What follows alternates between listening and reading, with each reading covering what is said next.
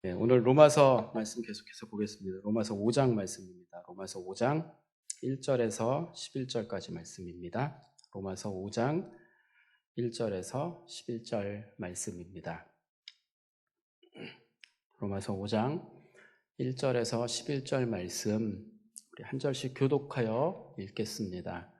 로마서 5장 1절에서 11절까지 말씀입니다. 그러므로 우리가 믿음으로 의롭다 하심을 받았으니 우리 주 예수 그리스도로 말미암아 하나님과 화평을 누리자. 또한 그로 말미암아 우리가 믿음으로 서 있는 이 은혜에 들어감을 얻었으며 하나님의 영광을 바라고 즐거워하느니라. 다만 이뿐 아니라 우리가 환난 중에도 즐거워하나니 이는 환난은 인내를, 인내는 연단을, 연단은 소망을 이루는 줄 알미로다.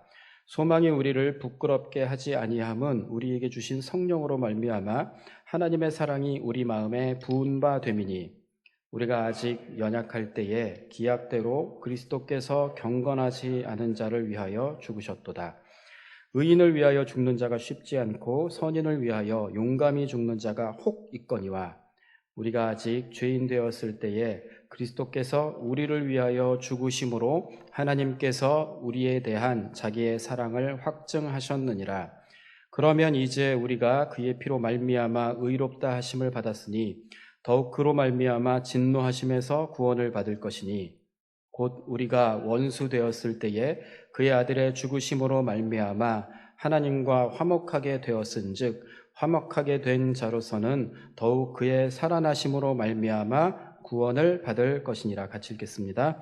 그뿐 아니라 이제 우리로 화목하게 하신 우리 주 예수 그리스도로 말미암아 하나님 안에서 또한 즐거워하느니라.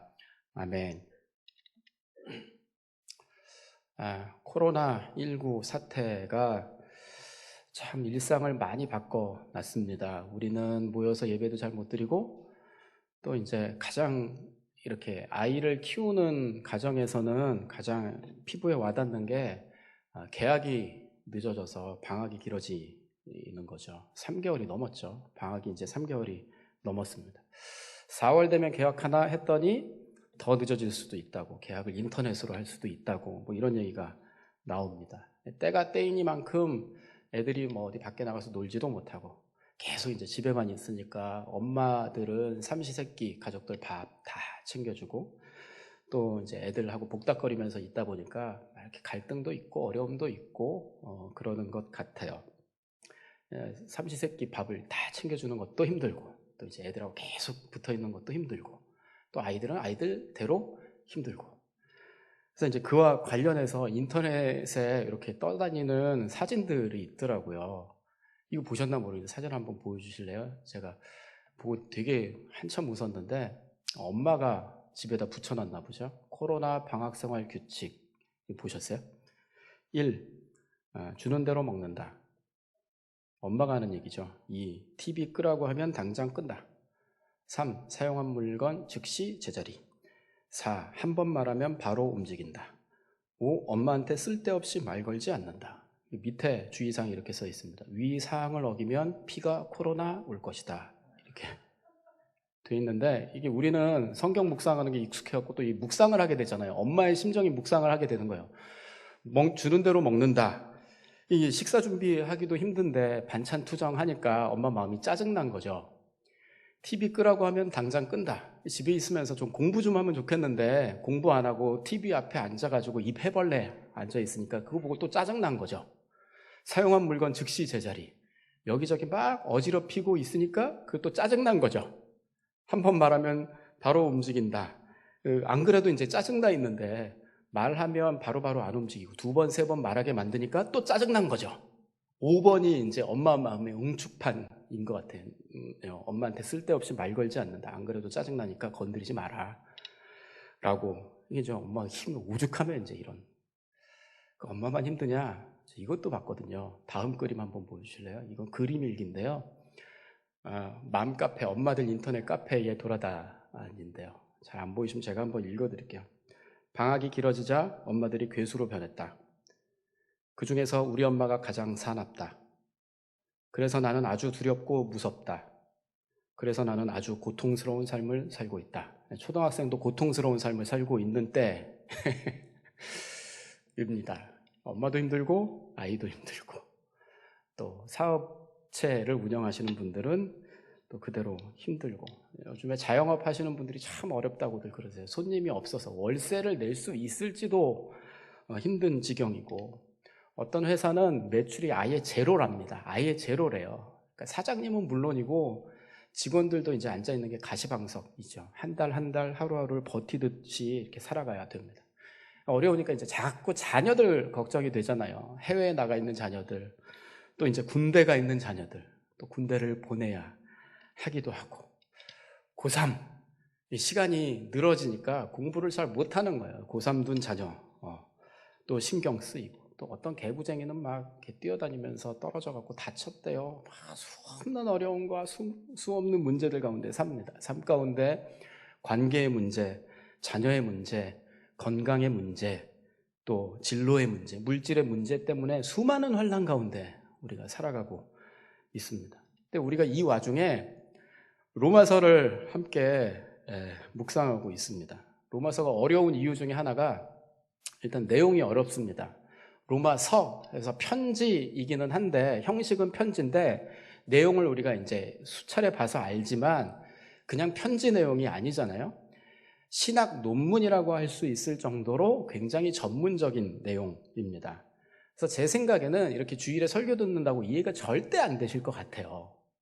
그리고 어떤 분들은 애써서, 청년들이 그러더라고요. 애써서 그래도 이해해 보려고 필사를 한답니다. 근데 제 생각에는 필사를 해도 쓰면서도 뭔 소리인지 모를 것 같아요. 그 내용이 굉장히 어렵습니다.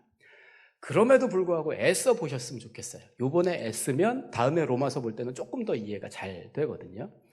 여러분, 믿는 사람들의 전공은 성경입니다. 그래서 성경을 포기하면 안 돼요. 로마서 어려우니까 그런 거 없습니다. 우리가 평생에 공부하고 하나님 마음을 깨달아야 합니다. 어려워요. 로마서 내용이 어렵고. 또 그런 생각도 하게 됩니다. 로마서가 왜 어렵게 느껴질까? 제 생각에는 와닿지 않기 때문인 것 같습니다. 여러분, 한국 사람들은 설교건 뭐건 마음에 와닿아야지 좋거든요. 와닿는 내용이 아닌 거예요. 로마서를 봤더니 지난주에 특별히 율법, 하나님의 의, 속량, 화목제물 이렇게 이제 쭉 나오는데, 아니 속량을 내가 본 적이 있나? 하나님의 의를 만져본 적이 있나? 와닿지 않은 내용이니까, 경험하지 못한 내용들만 잔뜩 나와 있으니까 내가 오늘 세 끼 밥 해주기도 힘들어 죽겠는데 월세 낼 수 있을까 없을까? 그게 이제 마음의 걱정인데, 와닿지 않은 내용 아무리 봐도 마음에 감동이 안 되는 거예요. 내용도 어렵고 인터넷이라 집중도 안 되고 와닿지도 않고 먼 얘기처럼 이렇게 느껴집니다. 참 그래서 어려운 것 같다는 생각이 듭니다. 요즘에 그 미스터 트롯? 그게 이제 인기라면서요. 끝났다면서요. 1위 한 임영웅이라는 청년이 있대요. 그래서 제가 누가 얘기를 해줘서 저도 이렇게 한두어 번 봤어요. 근데 예전에 트롯 하면은 뽕짝이라 그래가지고 아저씨들이 술집에서 젓가락 두드리면서 부르는 약간 무시하는 그런 장르였는데, 보니까 그게 아닌 거예요. 아주 잘생긴 청년이 노래를 하는데 그렇게 잘 불러요. 누가 그러시더라고요. 요즘에 스트레스 받고 마음이 힘들고 복잡하고 어려웠고 그랬는데 임영웅 노래를 들으면서 마음이 많이 평안해지셨다고 그런 얘기를 하시더라고요. 저는 그럴 수 있다고 생각합니다. 여러분, 어떤 사람들은 고상하게 클래식 들으면서 마음의 위로를 얻는다 그러거든요. 클래식은 되고 왜 트로트는 안 되겠습니까? 음악도 미술도 드라마도 넓은 의미에서 하나님의 일반 은총입니다. 그래서 위로를 받을 수 있어요. 노래 들으면서 위로 얻을 수 있죠. 드라마 보면서 즐거울 수 있습니다. 근데 이제 이렇게 그 노래, 드라마가 죄된 마음의 감정을 자극하죠. 시기, 질투, 막 이런 거 조심해야 됩니다. 깊이 빠지는 것도 조심해야 되는데, 그럼에도 불구하고 이렇게 마음의 위로받을 수 있습니다. 솔직히 말하면 믿음으로 의롭게 되었다, 이거보다 노래가 훨씬 더 마음에 와닿아요. 그리스도 안에서 속량하셨다, 이거보다 드라마가 훨씬 더 마음에 와닿아요. 그 이제 거기서 위로를 얻게 된다는 것이죠. 우리가 만나는 어려움은 막 피부에 와닿는데 하나님 말씀은 마음에 닿지가 않습니다. 위로가 안 되는 것처럼 느껴집니다. 그래서 이런 삶을 살아가고 있는 우리 성도님들에게 오늘 또 저는 로마서 5장을 나눠야 합니다. 5장을 나누는데 제 마음에 이제 어려움이 있는 것이죠. 복음은 능력이라고 하더니 내 실생활 가운데에서는 하나도 와닿지도 않고 월세 내는데도 도움도 안 되고 마음에 막 복잡하고 어려운데 위로도 하나도 안 되고 하나도 와닿지 않는 것처럼 느껴집니다. 복음이 무슨 위로인가? 복음이 뜬소리 잡는 이야기인가? 뜬구름 잡는 소리인가? 실생활은 아무도 도움되지 않는 말씀인가? 오늘 본문은 그렇지 않다고 말씀을 하십니다. 로마서 다시 한번 복습을 해볼까요? 우리가 어떤 존재였습니까? 경건하지 않는, 이 경건하지 않다는 게 무슨 뜻이라고요? 하나님을 하나님으로 인정하지 않는. 불의는 뭐라고요? 하나님의 거룩한 뜻을 무시한 채 쾌락을 쫓아서 마음대로 살던 우리는 사실 자유한 듯하지만 하나님의 내버려 두시는 진노 가운데 살아갔던 것이 우리의 모습이었습니다. 죄인이었죠. 죄로 인해서 저주받은 우리를 위해서 예수 그리스도께서 생명을 주심으로 죄값을 치르시는 속량을 이루어 주셨습니다. 이제 믿으면 의롭다 하심을 받는다라고 말씀을 하시죠. 그 의롭다 하심을 받은 자의 특권이 무엇인가가 오늘 로마서 5장에 기록되어 있습니다.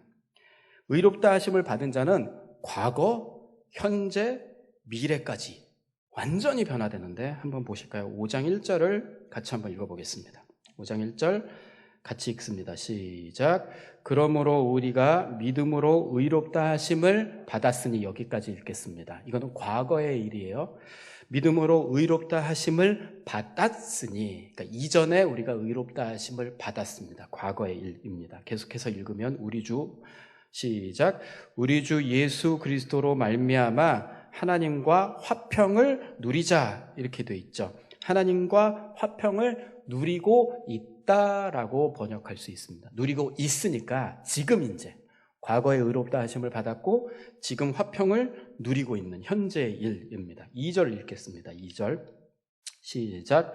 또한 그로 말미암아 우리가 믿음으로 서 있는 이 은혜에 들어감을 얻었으며, 여기까지요.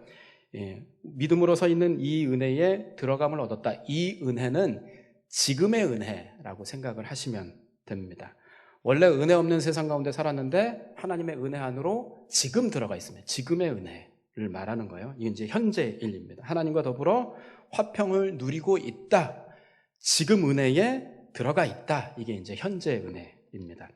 2절 계속해서 보시면 하반절 하나님의 영광을, 시작. 하나님의 영광을 바라고 즐거워하느니라. 이건 하나님의 영광에 이르게 될 소망으로 즐거워한다라는 뜻입니다. 영광에 이르게 될 소망. 아직은 아닌데 이후에 우리가 천국에서 하나님의 영광을 두 눈으로 생생히 똑똑히 보게 될 그 소망이 있다는 것이에요. 구주를 생각만 해도 이렇게 좋은데 구주를 배울 때에, 그 영광을 배울 때 얼마나 좋으랴. 그 영광을 바라볼 소망뿐만 아니라 우리도 영광스럽게 된다는 거예요. 현재의 고난 가운데 있지만 현재의 고난은 장차 우리에게 나타날 영광, 우리가 영광으로 덧입혀질 것에 비하면 비교할 수도 없이 작은 것이다. 큰 영광으로 덧입게 될 것, 그 소망을 가지고 살아간다. 그래서 믿음으로 의롭게 된 자의 과거뿐만 아니라 현재도 은혜 안에 들어가 있고 미래의 영광을 경험할 것을 소망으로, 그래서 과거, 현재, 미래가 평안으로, 은혜로, 소망으로 완전히 변화된 것을 말씀을 하세요. 이게 이제 믿는 자의 삶에 나타난 특권이라는 것입니다. 3절은 이렇게 시작합니다. 다만 이뿐 아니라. 무슨 뜻이에요? 과거도 의롭게 됐고 현재도 화평을 누리고 은혜에 들어가 있고 미래에도 소망을 얻게 됐는데 과거, 현재, 미래 이것뿐만 아니라 계속해서 보시면 우리가 환난 중에도 즐거워하나니, 그러니까 과거, 현재, 미래뿐만 아니라 우리가 이 세상에 살아가면서 환난을 만날 때인데, 이러저러한 환난을 만날 텐데 지금도 환난의 때를 지나고 있습니다. 감염병의 환난의 때를 지나고 있는데 자녀에 대한 염려로 마음이 어지러울 그때에도 관계 문제로 어지러울 그때에도, 환난의 때에도 즐거워한다라고 말씀하세요. 환난 중에도 즐거워하노니라고 말씀하세요. 환난 가운데 즐거워할 수 있는, 의롭게 된 자의 삶 가운데 환난 가운데 즐거워할 수 있는 복을 누릴 수 있도록 하셨다는 거예요. 근본적인 이유가 뭐냐? 근본적인 이유가 5절 하반절을 보겠습니다. 근본적인 이유, 환난 가운데 즐거워할 수 있는 근본적인 이유. 5절을 같이 한번 읽을까요? 5절 같이 읽겠습니다. 시작. 소망이 우리를 부끄럽게 하지 아니함은 우리에게 주신 성령으로 말미암아 하나님의 사랑이 우리 마음에 부은 바 됨이니.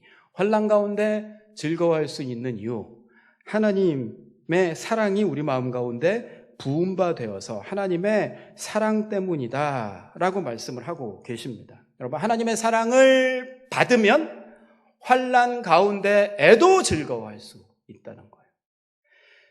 임영웅의 노래를 들으면 마음이 위로가 되죠. 그런데 겉 감정만 이렇게 만져지는 건데, 하나님의 사랑은 속사람, 영혼의 중심을 위로하시고 기쁨을 주시는 그 사랑이 하나님의 사랑이라는 것입니다. 하나님의 사랑이 어떤 것이기 때문에 하나님의 사랑에 대해서 설명하시는 내용이거든요. 오늘 본문은 하나님의 사랑에 대해서 2가지 정도 특징을 보여주고 있습니다. 계속해서 7절, 8절을 한번 읽겠습니다. 7절, 8절 같이 읽겠습니다. 시작. 의인을 위하여 죽는 자가 쉽지 않고 선인을 위하여 용감히 죽는 자가 혹 있거니와 우리가 아직 죄인 되었을 때에 그리스도께서 우리를 위하여 죽으심으로 하나님께서 우리에 대한 자기의 사랑을 확증하셨느니라. 특별히 8절을 보면 그리스도께서 우리를 위하여 죽으심으로 하나님께서 우리에 대한 자기의 사랑을 확증하셨느니라. 하나님의 사랑은 어떤 사랑이냐? 하나님의 아들 예수 그리스도께서 우리를 대신해서 죽으실 만큼의 사랑이라고 말씀해 주시죠. 모스트라고 체코 영화가 있습니다. 짧은 영화인데 제가 오래전에 영화를 봤습니다. 모스트가 체코어로 다리라는 뜻이래요. 이 영화의 내용이 아빠와 아들 이야기인데, 제가 설교 준비하면서 이거 이렇게 편집된 짧은 거 다시 봤거든요. 근데 아들이 딱 이제 저희 아들만한 사이즈더라고요. 아빠와 아들 이야기인데, 이 아빠가 무슨 일을 하냐면 개폐식 철길 다리를 관리하는 관리인이에요. 이게 뭐냐면, 이렇게 다리가, 강 위에 다리가 놓여져 있는데 철길이라서 기차가 지나갑니다. 근데 강 밑에 배가 지나가면 이게 걸리는 거예요. 그래서 관리인이 있다가 배가 지나가면 레버를 당겨서 다리를 올려줘야지 배가 이렇게 지나가요. 지나가고 나면 내려줘야지 기차가 또 이제 철길 위로 지나갈 수 있는, 이거 관리인이에요. 하루는 아들이 아빠 일터에 이제 같이 놀러 갔습니다. 아빠는 일하고 있고 관리실에서 일하고 있고 아들은 강 밑에서 낚시하고 놀고 이렇게 있었어요. 아버지가 관리실에 있는데 전화가 와가지고 배가 지나간다 이렇게 연락이 온 거예요. 그래서 다리를 이렇게 올렸죠. 배가 지나갔습니다. 그리고 이제 얼마 지나지 않아서 기차가 이렇게 다리가 올라가 있는데 기차가 저 멀리서 빠른 속도로 막 이렇게 오는 거예요. 근데 다리가 올라가 있으면 철길도 신호등이 있잖아요. 빨간불이 켜져 있었습니다. 근데 기관사가 그걸 보고 속도를 줄여야 되는데 안 멈추고 못 보고 그냥 막 이렇게 달려오는 거예요. 위험한 상황이죠. 이 기차를 아들이 먼저 발견을 했습니다. 아빠를 불러요. 아빠, 기차 온다고. 근데 아빠가 다른 일을 하느라고 못 봐요. 이 아들이 자기라도 뭘 해보겠다고 다리 위로 가서 뚜껑을 열고 이렇게 레버를 당기려고 하다가 이렇게 기계가 돌아가는 거기에 애가 쬐끔하니까 빠져버렸어요. 아버지가 나중에 뒤늦게 기차를 발견을 했습니다. 그리고 나서 아들 어딨지? 찾아봤는데 다리 밑에 아들이 없는 거예요. 어디가 있습니까? 그 기계실에 빠져 있습니다. 직감을 했죠. 아들이 거기 들어가 있구나. 기차는 달려오고 있고. 무슨 상황입니까? 아버지가 기차에 타 있는 사람 살리려고 레버를 당기면 기계실에 들어가 있는, 떨어져 있는 아들이 죽는 거예요. 안 당기면 아들은 사는데 기차에 있는 사람들은 죽는 거. 왜요? 아버지가 벌벌벌벌 떨면서 레버를 당깁니다.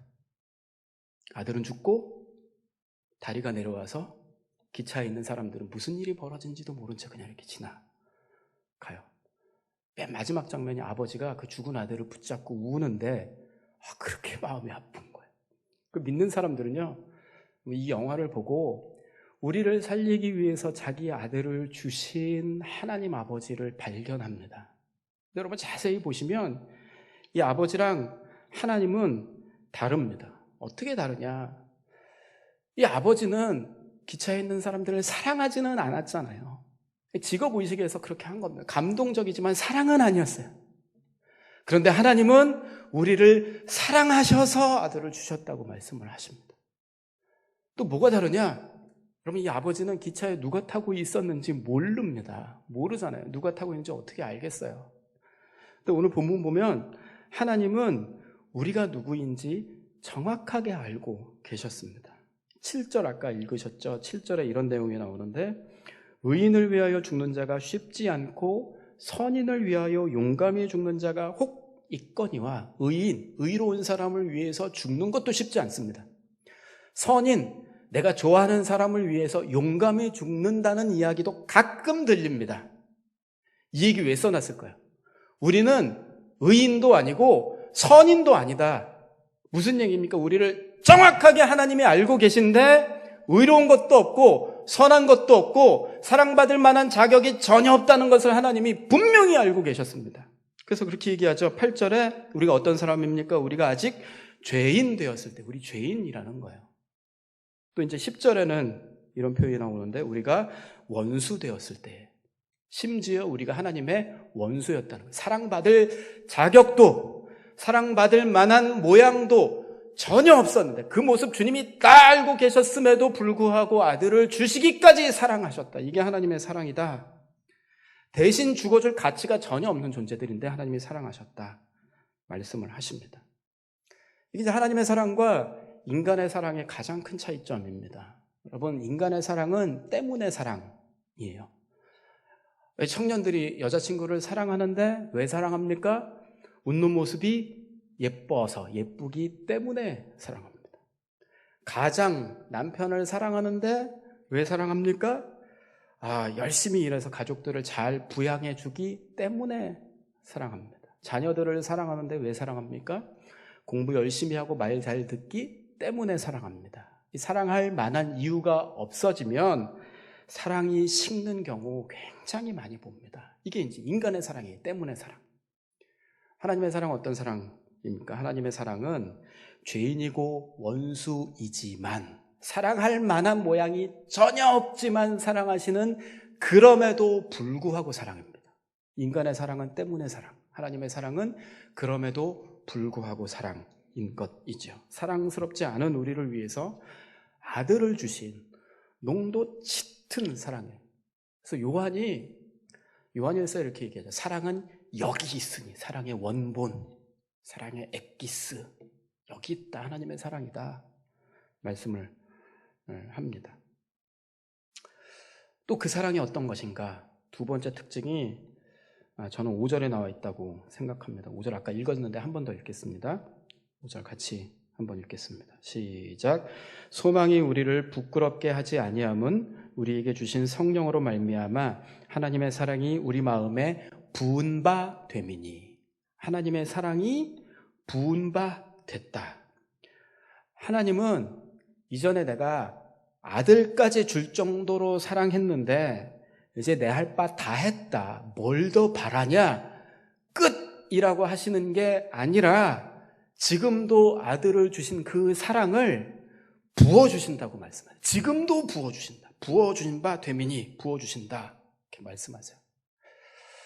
우리 청년 중에 하나가 어느 날 자기가 마스크 살 수 있는 요일이어서 마스크를 살 수 있는 요일이 따로 있잖아요. 요일이어서 자기가 이제 일부러 약국 앞에 줄 섰대요. 1시간 줄 섰대요. 마스크 살려고 약국 앞에 1시간 줄 섰대요. 근데 거짓말같이, 진짜 거짓말같이 딱 자기 앞에서 끊겼답니다. 자기 못 샀대요. 1시간이 그냥 날아간 거예요. 세상의 자원은 넉넉하지 않습니다. 그래서 찔끔찔끔 이렇게 줄 수밖에 없죠. 근데 하나님의 사랑은 나한테서 끊기면 어떡할까 하고 걱정할 필요가 없대요. 하나님 넉넉하고 풍성하게 부어주셔서 끊길 일이 전혀 없답니다. 주일 예배 오면 일주일치 살 만큼 그냥 찔끔찔끔 주시는 게 아니고 그냥 부어주신대요. 그럼 하나님 사랑 못 받을까 걱정할 이유가 전혀 없을 만큼 풍성하고 넉넉한 사랑이라는 것이죠. 만약에 하나님이 우리를 때문에 사랑으로 사랑하셨다면 우리 불안할 것 같습니다. 왜냐하면 우리 살면서 실수하고 실패하고 잘못하고 하나님이 사랑하실 만한 모양이 없어지면 하나님의 사랑도 끊길 거잖아요. 근데 처음부터 하나님이 그럼에도 불구하고 사랑하셔서 우리가 실수하고 넘어져도 처음에도 그럼에도 불구하고 사랑하셨기 때문에 지금도 그럼에도 불구하고 한결같이 사랑하실 것을 믿습니다. 그래서 불안할 필요가 없는 거예요. 우리는 이제 교회 다니니까 그래도 사랑이란 말을 자주 듣죠. 세상 사람들은 사랑이란 말을 쓰지를 않습니다. 사랑이 밥 먹여주냐, 먹고 살기도 바쁜데 무슨 사랑입니까? 아무런 도움도 없는 것처럼 생각을 하는데 그럼에도 불구하고 사람은 참 사랑에 대한 갈증이 있습니다. 세상 모든 사람들은 다 사랑받고 싶어요. 어떤 의미에서 그렇습니까? 지쳐 있을 때 누군가가 나를 따뜻하게 좀 맞아주면 좋겠는 거예요. 이게 사랑받고 싶은 거죠. 근데 부족해도 잘했네, 못했네, 성과가 어떻게 났네 이렇게 따지는 것뿐만이 아니라 내가 부족해도 그냥 있는 모습 그대로 용납받고 싶습니다. 이게 사랑받고 싶은 거예요. 세상 다 욕하고 나 의심해도 한 사람만은 나를 이해해주는 그런 사랑받고 싶은 마음이 있습니다. 사랑받고 싶어서 울고, 사랑받고 싶어서 자기를 단장하고, 사랑받고 싶어서 화내고 이렇게 살아갑니다. 근데 그 사랑을 우리가 그토록 받고 싶은 농도 짙은 사랑을 하나님이 지금도 부어주고 계시다. 사랑은 단지 감정적인 만족만 주는 것이 아닙니다. 하나님의 사랑 우리 삶 가운데 기적을 일으키는데 그 기적이 3절에서 5절, 3, 4절을 같이 한번 읽어보겠습니다. 3, 4절, 3절과 4절 같이 읽습니다. 시작. 다만 이뿐 아니라 우리가 환난 중에도 즐거워하나니 이는 환난은 인내를, 인내는 연단을, 연단은 소망을 이루는 줄 알미라. 환난 가운데 인내하게 되고 인내하는 가운데 연단이라고 되어 있는데 이 연단은 연단된 성품을 얘기합니다. 환난을 이렇게 인내하면 우리 성품이 연단됩니다. 하나님께서 인정하실 만한 믿음의 성품이 된다는 거예요. 환난인데 믿음의 성품이 돼요. 그 가운데 끝으로 뭐가 생기냐? 소망이 생긴답니다. 진주와 같이 빛나는 소망이 우리 삶 가운데 맺힙니다. 그 보면 환난인데 소망으로 변해요. 여러분, 홍해가 갈라지는 것만 기적입니까?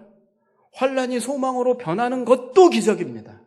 홍해가 갈라지는 것만큼 놀라운 기적인 것이죠. 하나님의 사랑이 우리 삶 가운데 그런 기적을 일으켜 주신다는 거예요. 바라는 것은 우리 예수촌교회 성도들의 삶 가운데 환난이 소망으로 변화되는 기적을 경험하는 복된 삶이 되시길 바랍니다. 이 기적인 거예요.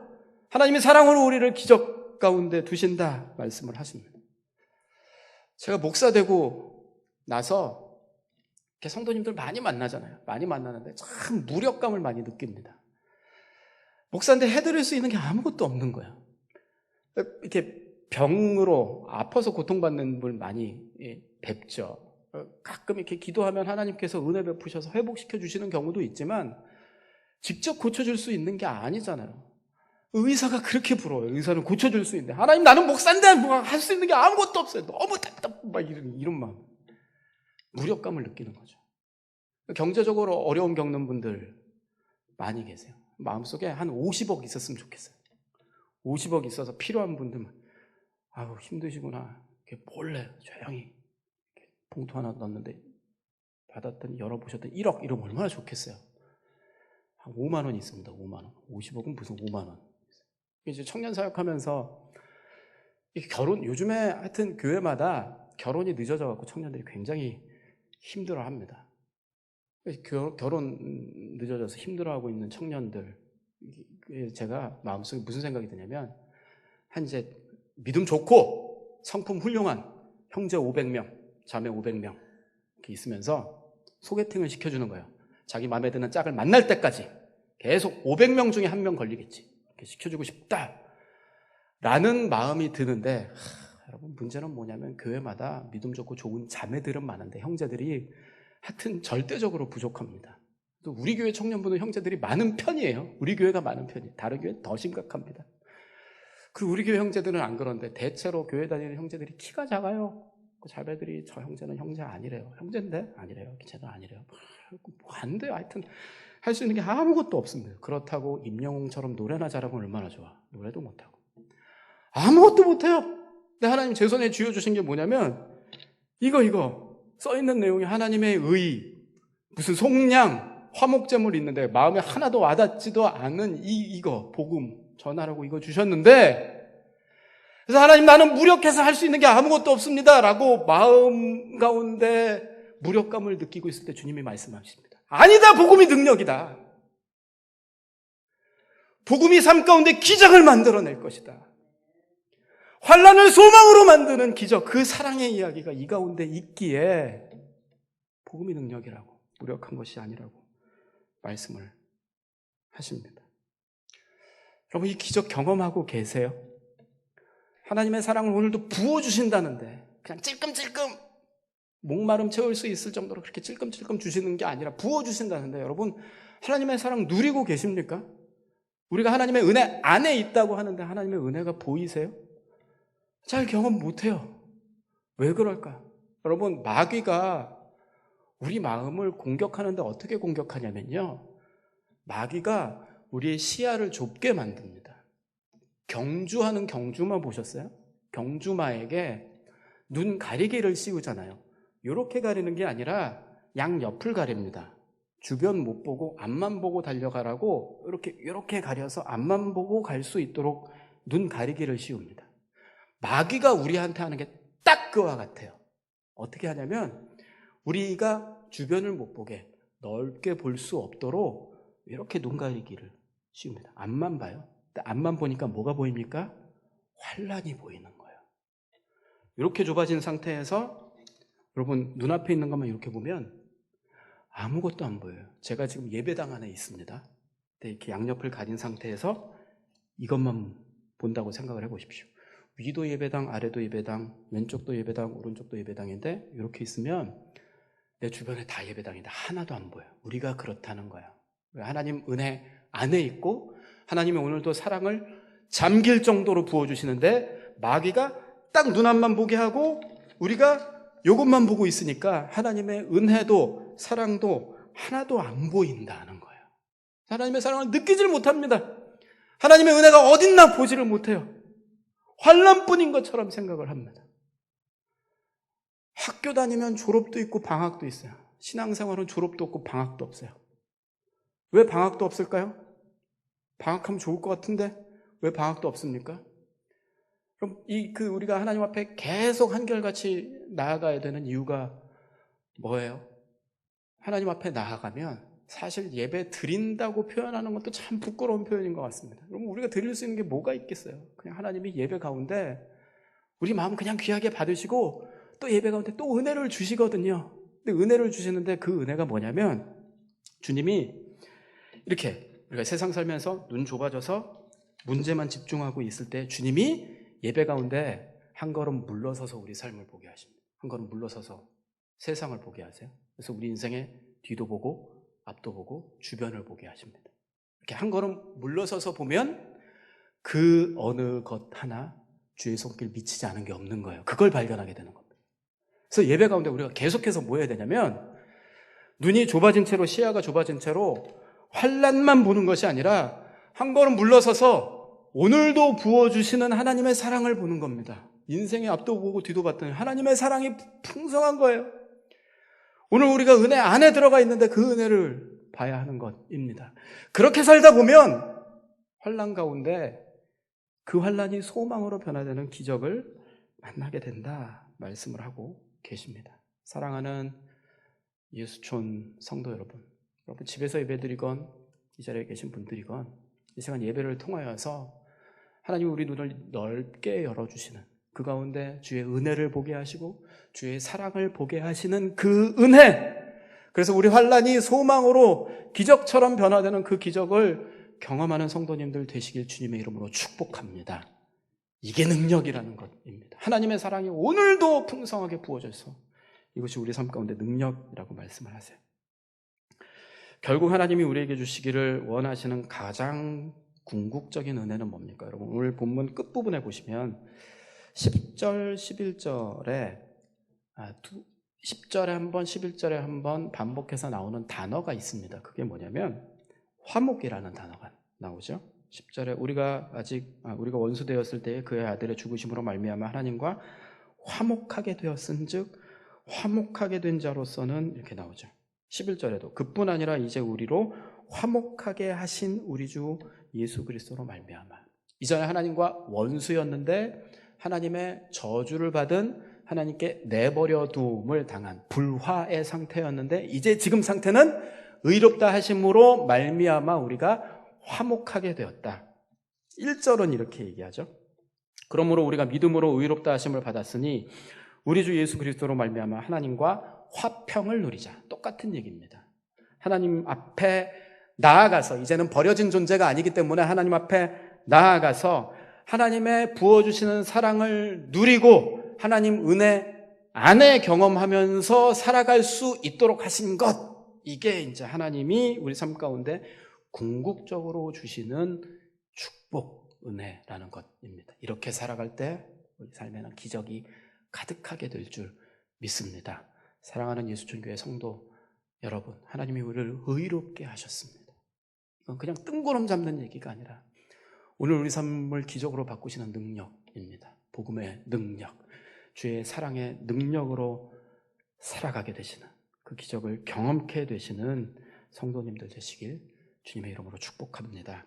우리 같이